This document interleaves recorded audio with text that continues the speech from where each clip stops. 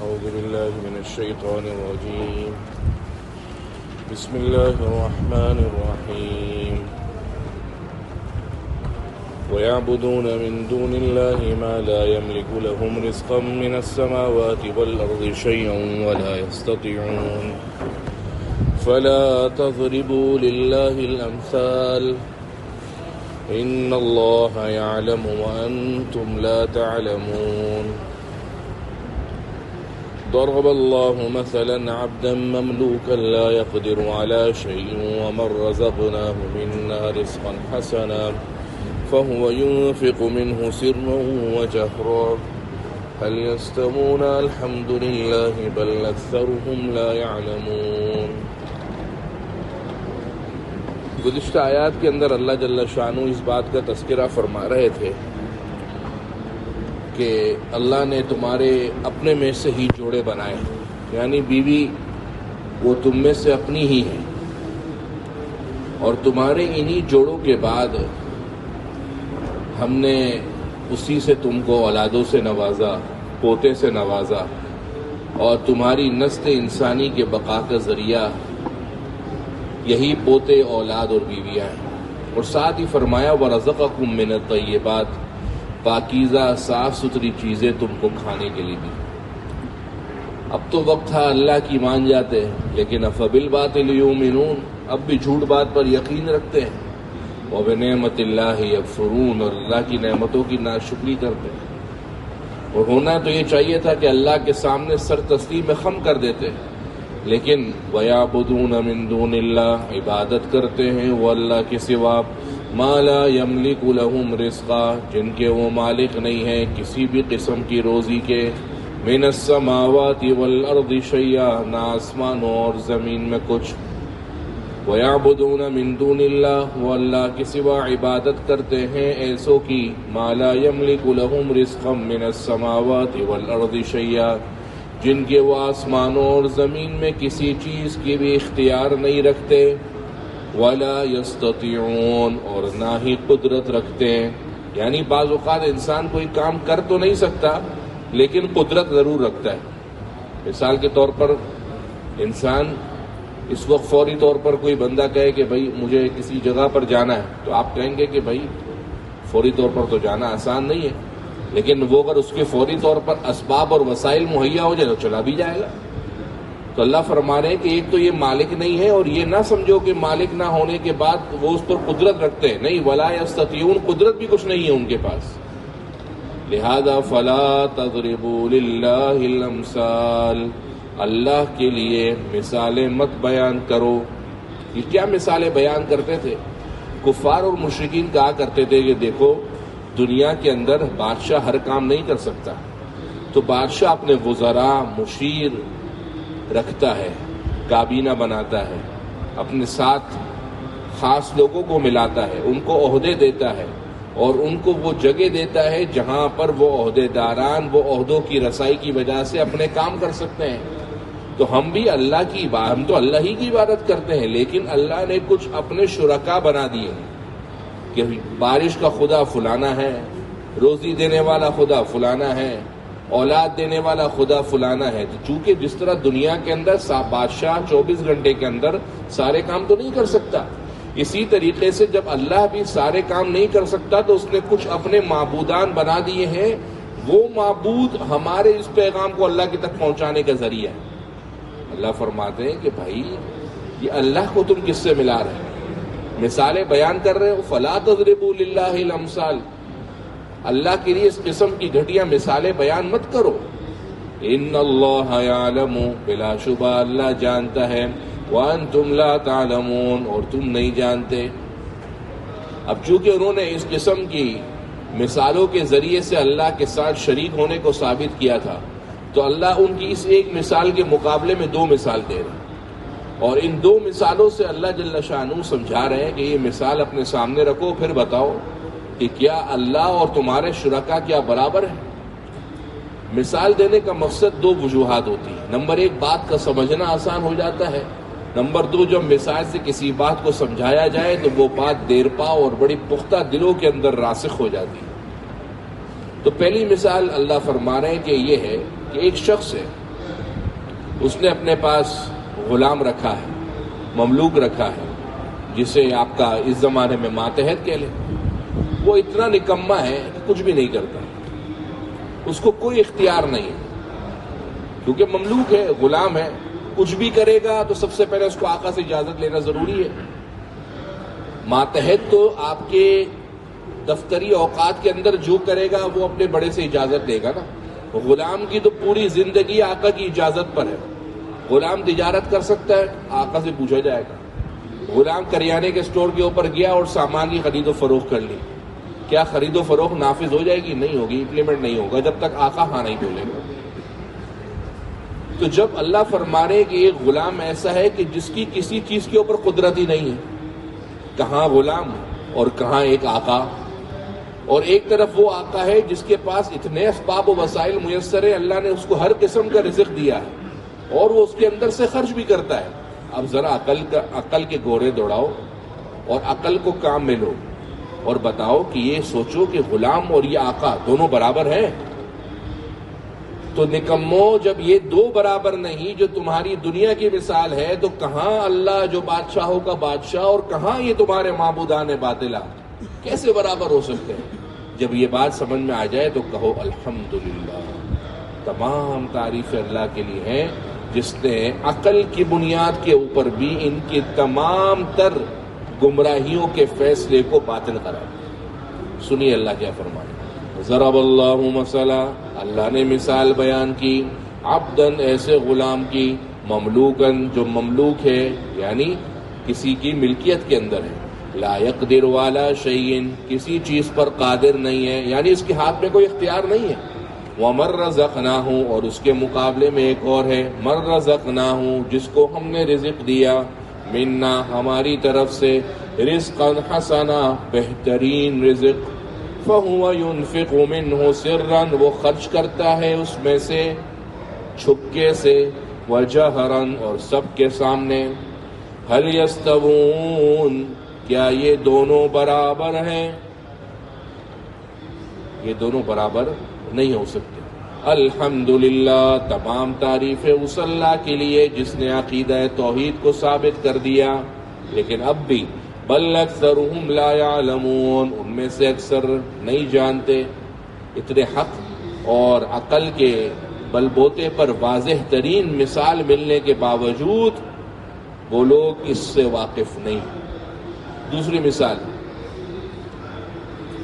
دو آدمی ہیں، ایک ان میں سے گنگا ہے، اور گنگے کا مطلب یہ بتایا کہ لا یقدر علی شیء وہ کسی چیز کے اوپر قدرت نہیں رکھتا، اور اس کے مقابلے میں فرمایا کہ اور اسی کے ساتھ اس کی ایک صفت یہ بیان کی کہ وَهُوَ وَكَلٌّ عَلَى مَوْلَا کہ وہ اپنے مولا کے اوپر بھاری بھی ہے۔ بعض لوگ اپنے مولا کے اوپر یعنی اپنے بڑے کے اوپر بھاری ہوتے ہیں، اور ساتھ ہی فرمایا اَيْنَمَا يُوَجِّهُ لَا يَأْتِ بِخَيْرٍ کہ وہ جہاں بھی جائے گا کوئی اچھا کام کر کے نہیں لائے گا۔ اب کہاں وہ بندہ اور کہاں دوسری طرف وہ کہ جو نیکی کی بات کا حکم دے اور خود بھی نیکی کی راہ پر چلے، تو کیا یہ دونوں بندے تمہاری نظر میں برابر ہیں؟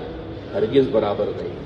وَضَرَبَ اللَّهُ مَثَلَ الرَّجُلَيْنِ اور اللہ نے بیان کی مثال دو آدمیوں کی، أَحَدُهُمَا أَبْكَمْ ان میں سے ایک گنگا ہے، لا يقدر علی شیء کسی چیز پر قادر نہیں ہے، وَهُوَ كَلٌّ عَلَى مولا اور وہ اپنے مولا پر بھاری ہے، اَيْنَمَا يُوَجِّهُ وہ جہاں بھی اس کو بھیجا جائے یعنی جہاں بھی اس کا آقا اس کو بھیجے، لا یاتی بخیر وہ کوئی اچھا کام کر کے نہیں لائے گا، هل یستوی ہوا کیا برابر ہیں وہ، وَمَن یأمر بالعدل اور دوسری طرف وہ شخص جو لوگوں کو نیکی کے کام کی، عدل و انصاف کا حکم دے، ایک طرف تو حکم دے جو اس کے علم زیادہ ہونے پر دلالت کرتا ہو، نمبر دو وَهُوَ عَلَى صِرَاطٍ مُسْتَقِيمٍ اور وہ خود بھی سیدھے راہ پر ہو یعنی خود اس کی عملی زندگی بھی اچھی ہو۔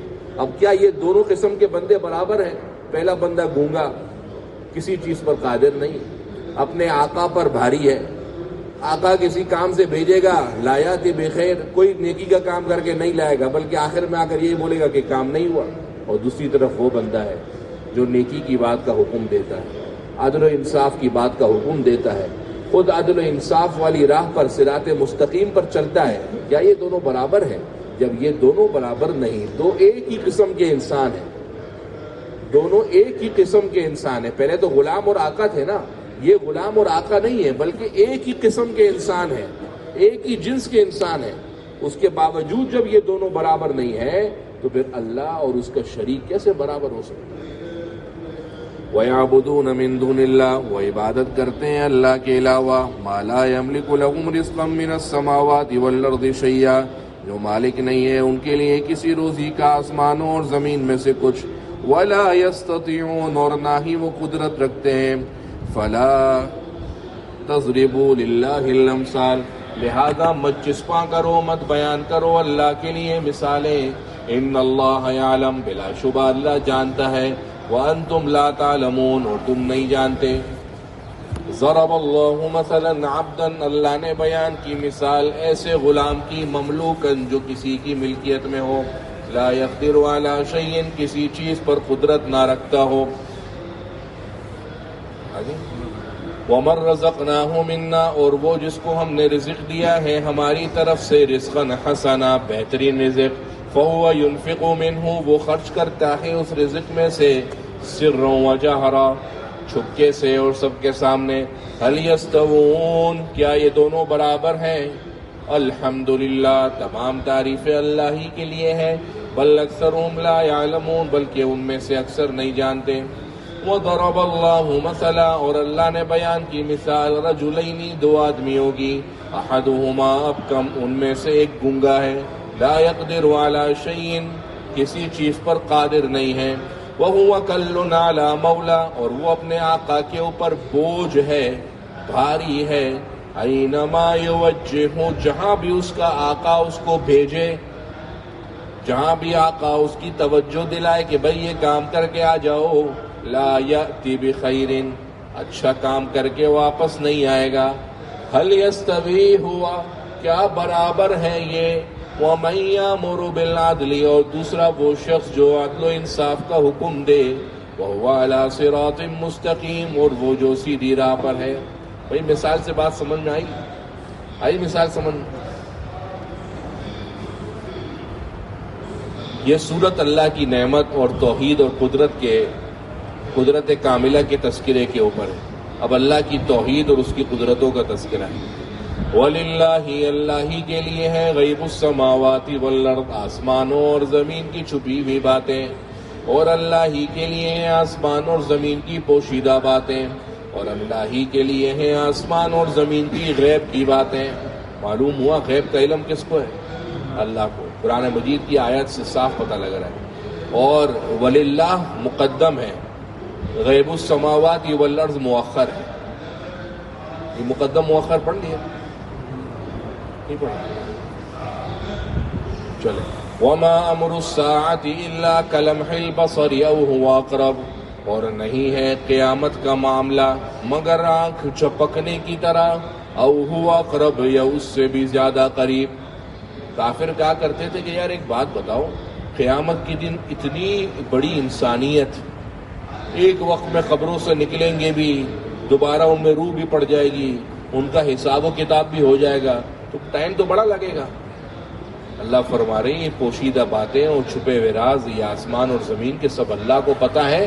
رہی بات تمہارے اس اشکال کی، تو وما امر الساعۃ الا کلمح البصر، قیامت کا معاملہ تو پلک جھپکنے کی طرح ہے، یعنی قیامت کا معاملہ جھٹ پٹ، آنن فانن، فوری طور پر ہونے کے اندر ایسا ہے جیسے تمہاری آنکھ کا جھپکنا۔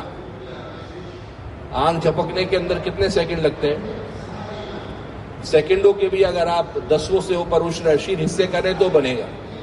اللہ فرما رہے قیامت کا سارا معاملہ، اللہ کی قدرت ایسی ہے، الا کلمح البصر، جیسے آنکھ کا جھپکنا ہے، آنکھ کا جھپکنا بھی نہیں، او ہوا قرب، یا اس سے بھی کم، آنکھ کے جھپکنے سے بھی کم جو حصہ ہے ہماری زندگی کا، اللہ کے لیے پوری انسانیت کو مردہ کرنے کے بعد کھڑا کر کے روح ڈال کر حساب و کتاب میں لگ جانا، یہ سب اللہ کے لیے ایسا جیسے آنکھوں کا جھپکنا ہے، اس سے بھی کم۔ ان اللہ علی کل شیء قدیر، بلا شبہ اللہ ہر چیز پر قدرت رکھتا ہے.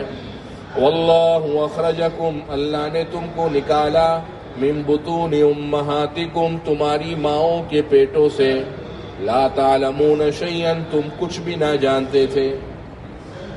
وجعل لکم، اور بنا دیے تمہارے لیے، السمع کان، والابصار آنکھیں، والافئدۃ اور دل. کیوں بنائے؟ لعلکم تشکرون، تاکہ تم شکر کرو، تاکہ تم قدر کرو. واللہ اخرجکم من بطون امہاتکم، اللہ نے بنائے تم کو تمہاری ماؤں کے پیٹ سے، لا تعلمون شیئا، تم کچھ بھی نہیں جانتے تھے. ساری مخلوقات جب دنیا میں آتی ہیں تو وہ عالم ہوتی ہے. عالم کا معنی علم کی دولت سے مالا مال ہوتی ہے. جیسے گزشتہ دنوں کے اندر میں نے بتایا تھا، جیسے ہی دنیا کے اندر مخلوق آتی ہے، اس کے سیکھنے سکھانے کے سارے اسباب اللہ کی طرف سے خود ہی مہیا ہو جاتے ہیں. انسان جب پیدا ہوتا ہے تو جاہل پیدا ہوتا ہے. یہ اس لیے اللہ انسان کو جاہل پیدا کرتا ہے تاکہ اس کو پتہ لگ جائے کہ جو اس کے پاس علم ہے وہ اس کا ذاتی ہنر نہیں ہے. اس کے پاس جو علم ہے یہ ذاتی ہنر نہیں ہے، بلکہ سب فیض خداوندی اور عطا خداوند ہے. اللہ کی دین، اللہ کا فضل اور اس کی عطا ہے. اللہ نے ماؤں کے پیٹوں سے نکالا، لا تعلمون شیئا، تم کچھ بھی نہ جانتے تھے، لیکن علم کے ایسے دروازے چھوٹے چھوٹے کر کے پوری دنیا کا علم سمیٹ کر بڑا ہو کر اس کے ہاتھ میں دے دیا ہے. پیدا ہونے کے بعد دنیا میں آتا ہے، اور دنیا میں آنے کے بعد اس کو بھوک لگتی ہے، اس کو پیاس لگتی ہے، تو وہ کیسے بتاتا ہے اپنے بڑوں کو کہ بھائی میں بھوکا ہوں، میں پیاسا ہوں، کچھ کروں. سب سے بڑا علم پیدا کے ہونے کے ساتھ یہ اللہ اس کے دماغ میں یہ ودیت کرتے ہیں کہ اس کو رونے کا ملکہ دے دیتے ہیں. وہ داڑے مار مار کر روتا ہے، اور یہ وہ ملکہ ہے کہ جو پیدا ہوتے ہی مل جاتا ہے. ہر وہ بچہ جو دنیا کے اندر آتا ہے، جیسے ہی آتا ہے شیطان اس کو چٹکی لگاتا ہے. پہلے بتا چکا ہوں، سوائے عیسیٰ ابن مریم کے، کہ شیطان جب پیدا ہوا، جب حضرت عیسیٰ پیدا ہوئے تو شیطان اس قسم کے تمام اثرات سے، اللہ نے اس شیطان کی اس تمام اثرات سے اس کو محفوظ رکھا، اور اس کی وجہ وہ دعا ہے جو ان کی والدہ نے مانگی تھی. اس کے علاوہ جتنی بھی مخلوق دنیا میں آتی ہے، ہمارے ڈاکٹر حضرات بھی کہہ دیتے ہیں کہ بھائی بچہ پیدا ہونے کے ساتھ اگر نہیں رو رہا ہے، اس کا مطلب یہ کہ گڑبڑ ہے. پیدا ہوتے ہی رونا ضرور چاہیے. اس کے بعد بھوک لگ رہی ہے، رو رہا ہے، پیاس لگ رہی ہے، رو رہا ہے، پاؤں میں درد ہے تو پاؤں سے ہلا کر نہیں بتا سکتا، کان میں تکلیف ہے تو کان، کوئی ایسا آلہ نہیں ہے کہ اپنے ہاتھ کو ادھر لے جا کر دکھائے کہ بھائی امی جان ادھر تکلیف ہو رہی ہے، بس وہ روتا ہے. عجیب بات، اتنے سارے مسائل ہیں، اتنے سارے مسائل ہیں، لیکن حل اس بچے کے پاس ایک ہی ہے، رونا.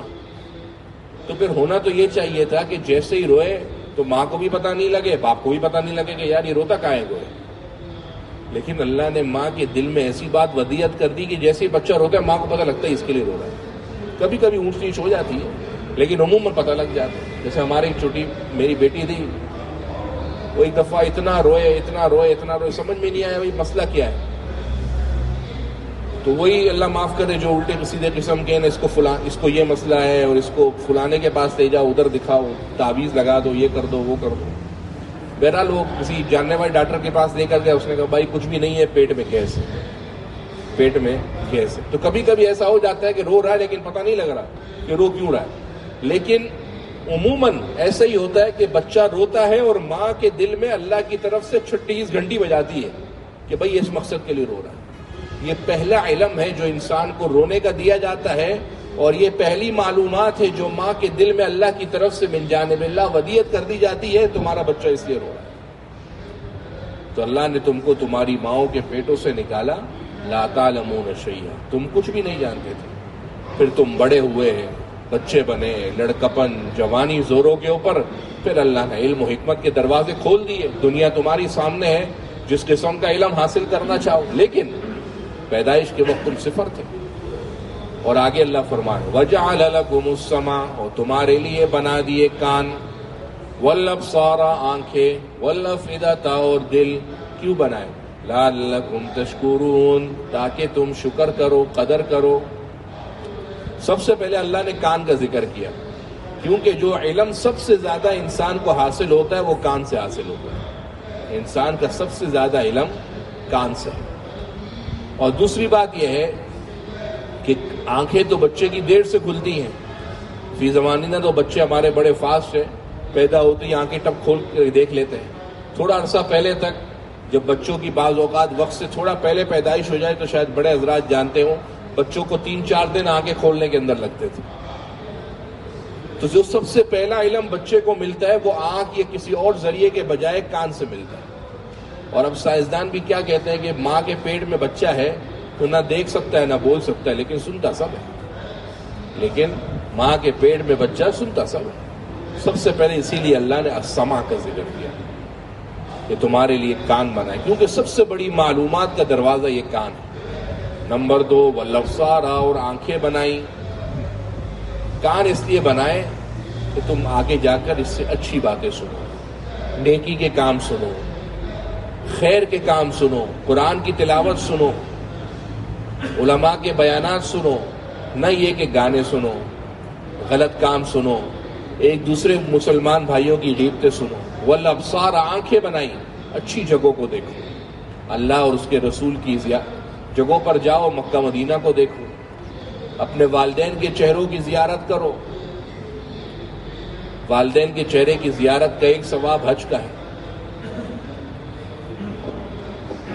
مسند احمد کی حدیث ہے، اللہ کے نبی صلی اللہ علیہ وسلم نے فرمایا ما من ولد بار ينظر الى والديه نظرة رحمہ، کہ کوئی نیک بچہ اپنے والدین کی طرف محبت کی نظر سے دیکھتا ہے، الا كتب الله له بكل نظرة حجة مبرورة، اللہ اس کو ہر نظر کے بدلے، ہر ایک دفعہ نظر کے بدلے ایک مقبول حج کا ثواب دیتے ہیں۔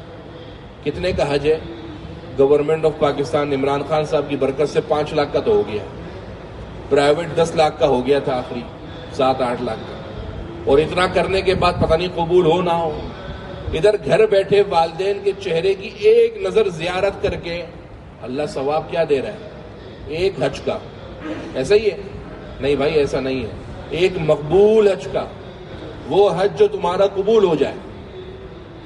صحابہ تو اس امت کے نباز تھے، جس طرح حکیم ہوتا ہے نفس پکڑ کے بتا دیتا ہے کیا ہے، جو صحابہ اس امت کے نباز تھے، کہنے لگے اللہ کے نبی وَإِن نَظَرَ فِي الْيَوْمِ 100 مرة، ایک بچہ ہے وہ دن میں 100 دفعہ دیکھتا ہے اپنے ماں باپ کو، کیا 100 دفعہ تو نہیں ملے گا؟ 100 دفعہ کیسے ملے گا؟ آپ نے فرمایا اللہ اکثر عطیہ، اللہ کی عطا میں تم کو شک ہے؟ اللہ بہترین دینے والا ہے اور زیادہ دینے والا ہے۔ 100 دفعہ دیکھے گا، 100 دفعہ اس کو حج مبرور کا ثواب ملے گا۔ تو یہ آنکھیں اللہ نے اس لیے دی ہے۔ بد نظری نہ کرو، کسی کی ماں، بہن، بیٹی، بیوی کی طرف نظر نہ لگاؤ، یہ آنکھوں کا شکر ہے۔ والافئدۃ، اور دل دیے۔ حکماء، فلاسفہ اور سائنسدان انسان کے تمام علم کا مرکز دماغ کو سمجھتے ہیں، اور علوم نبویہ کے ماننے والے اور انبیاء انسان کی تمام تر عقل کا مرکز دل کو سمجھتے ہیں۔ دماغ دل کے بعد ہے۔ سائنسدان کہتے ہیں پہلے دماغ ہے پھر دل ہے۔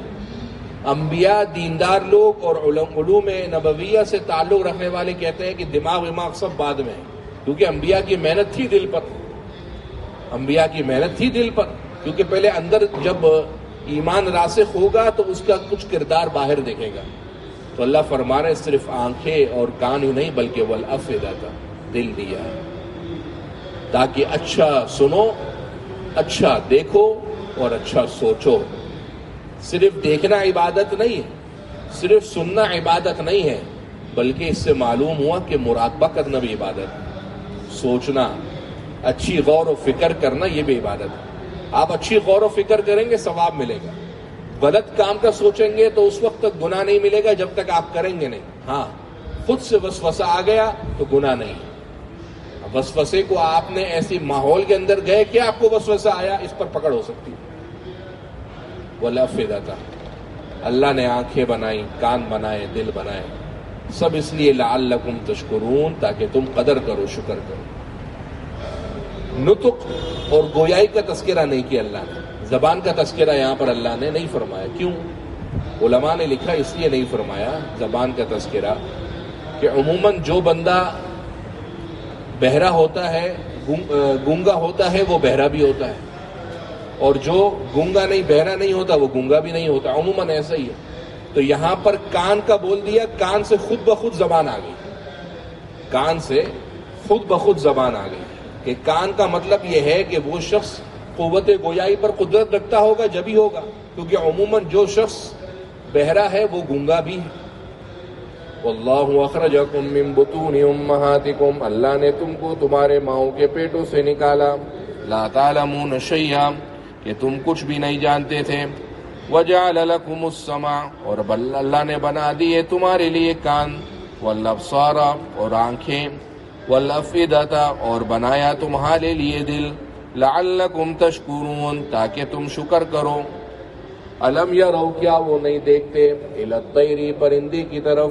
مسخرات، جو کہ مسخر ہے. فی جو السماء، آسمان کی فضا میں. ما یمسکہن الا اللہ، ان کو نہیں تھاما ہوا سوائے اللہ نے. ان فی ذلک لآیات، بلا شبہ آسمان میں لآیات، نشانیاں ہیں. ایسے ہی لقوم، اس قوم کے لیے، یؤمنون، جو یقین رکھتی ہے. الم یروا الی الطیر، کیا وہ دیکھتے نہیں پرندے کی طرف. مسخرات، ان کے کیسے تابع ہیں، کیسے حکم خدا بندی پورا کرنے میں لگے ہوئے ہیں. کدھر؟ فی جو السماء، آسمان کی فضا کے اندر. معلوم ہوا کہ قرآن کے علم میں سے ایک علم گریوٹی کا علم بھی ہے. جبھی شاعر نے کہا جمیع العلوم فی القرآن لیکن تقاصر عنہ افہام الرجال، تمام علم قرآن کے اندر موجود ہے، ہاں لوگوں کی فہم، لوگوں کا علم اس علم کو لینے سے قاصر ہے. اب یہ جو زمین کا کشش ثقل ہے، گریوٹی جسے ہم کہتے ہیں، یہ بھی قرآن کی آیت سے ثابت ہے کہ اللہ فرما رہے ہیں ایک تو پرندہ ثقیل جسم ہے، ثقیل مطلب بھاری جسم ہے، اور جدھر چل رہا ہے وہ ہے فضا. نہ فضا دکھتی ہے اور ہلکی چیز ہے، تو جب بھاری چیز اوپر جائے گی ہوا کے اندر تو کیا ٹھہر سکتی ہے؟ آپ کوئی چیز ٹھہرا کر دیکھ لیں، اپنی ٹوپی ٹھہرا کر دیکھ لیں، سیب ٹھہرا کر دیکھ لیں. وہ کہتے ہیں نیوٹن نے یہ علم ایجاد کیا. نیوٹن نے تو 1400 سال پہلے کا علم آیا ہوا ہے. کہتے ہیں نیوٹن نے یہ علم نکالا ہے کہ جب اس نے دیکھا کہ وہ درخت سے سیب گرا تو اس کو سمجھ میں آیا. بھائی 1400 سال پہلے کیا، لوح محفوظ سے یہ علم نکلا ہوا ہے کہ زمین کی فضا اور آسمان کی فضاؤں کے اندر اللہ نے یہ قدرت رکھی ہوئی ہے کہ کشش ثقل موجود ہے. اب یہ کوئی چیز جب ٹھہر نہیں سکتی تو پرندہ کیسے ٹھہر گیا بھائی؟ اللہ فرما رہی ہے ایسے ہی نہیں ہے. ما یمسکہن الا اللہ، ان کو اللہ نے تھاما ہوا ہے، ان کو اللہ نے روکا ہوا ہے. گویا اللہ کی قدرت اور حکم کے ماتحت اور پابند ہیں کہ اللہ نے ان کو تھام کے رکھا ہے، ورنہ تو گر جائیں. الم یروا، کیا وہ دیکھتے نہیں، الی الطیر، پرندے کی طرف. مسخرات، ان کے جو لگے ہوئے ہیں، تابع ہیں. فی جوف السماء، آسمانی فضاؤں کے اندر. ما یمسکہن الا اللہ، نہیں ان کو تھاما ہوا سوائے اللہ نے. اس آیت سے بھی علماء نے استدلال کیا ہے کہ جو اوپر ہمیں نیلا دکھتا ہے یہ آسمان ہی ہے. جو ہمیں اوپر دکھتا ہے نیلا، یہ آسمان ہی ہے. جبھی تو قرآن نے کہا آسمان کی فضا میں، کیونکہ پرندے فضا تک ہی جا سکتے ہیں، آسمان تک نہیں جا سکتے. ما یمسکون الا اللہ، ان کو نہیں تھاما ہوا سوائے اللہ نے. ان فی ذلک، بلا شبہ اس میں، لآیات، نشانیاں ہیں. لقوم، اس قوم کے لیے. یؤمنون، جو یقین رکھتی ہے، ایمان لاتی ہے.